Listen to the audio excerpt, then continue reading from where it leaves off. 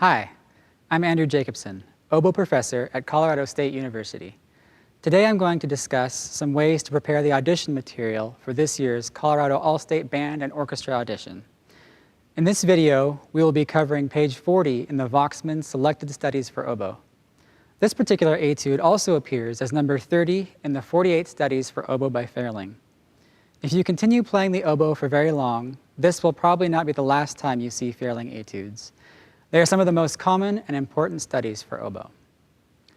I'll first cover some general practice techniques and then dive into specifics about this particular etude. When preparing this etude, it is important to practice in a way that sets you up for success. While this etude isn't that fast, only allegro poco moderato, it should still be prepared in a way that develops good habits from the get-go. As with any tricky passage, you will want to break it down into bite-sized pieces and play at speeds which are well within your capability. As you practice, you will be working to expand the speed at which you can play the excerpt, as well as increasing the size of chunks you are working on, all the while never going beyond what you can do right now.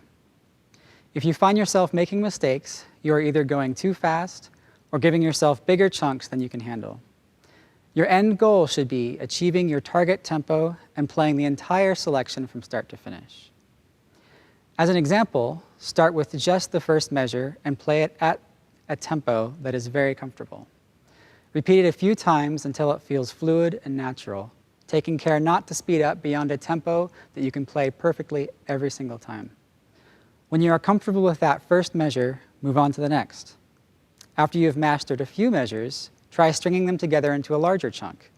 If you need to go a little slower, that's okay. Do whatever you need to do to play it correctly every time. If you come across a problem section, stop immediately and identify what it is exactly that's tripping you up. Whatever you do, don't just keep playing it over and over again until you get it right, because in most cases, you'll just end up practicing mistakes.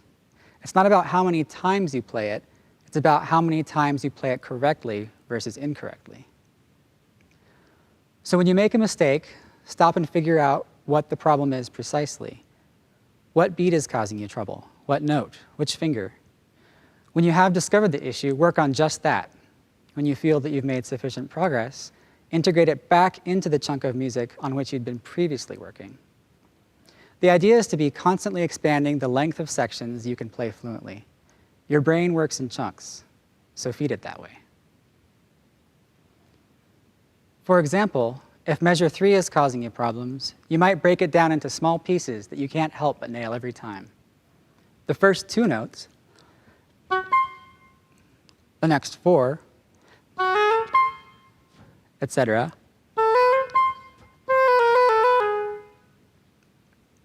When you are comfortable with each bit, combine them into larger pieces.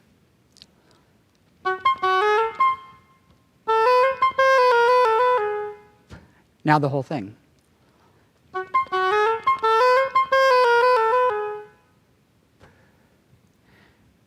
And as you play it, keep those groupings in mind.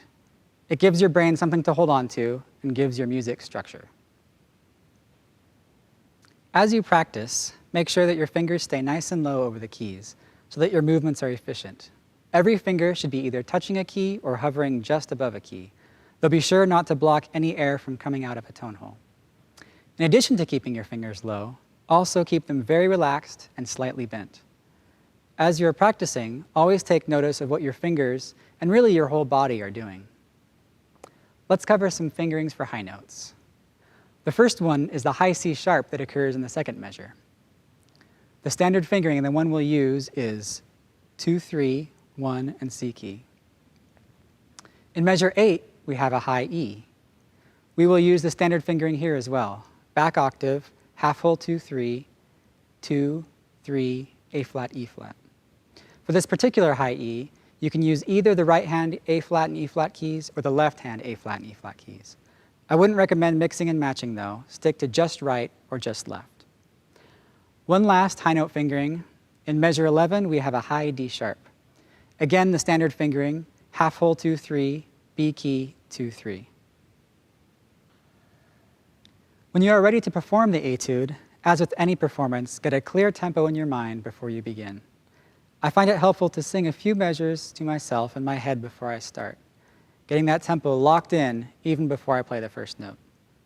Take care not to get going too fast, as this is only allegro poco moderato. Don't rush. Thanks for listening, and good luck with your audition. Feel free to contact me with any questions.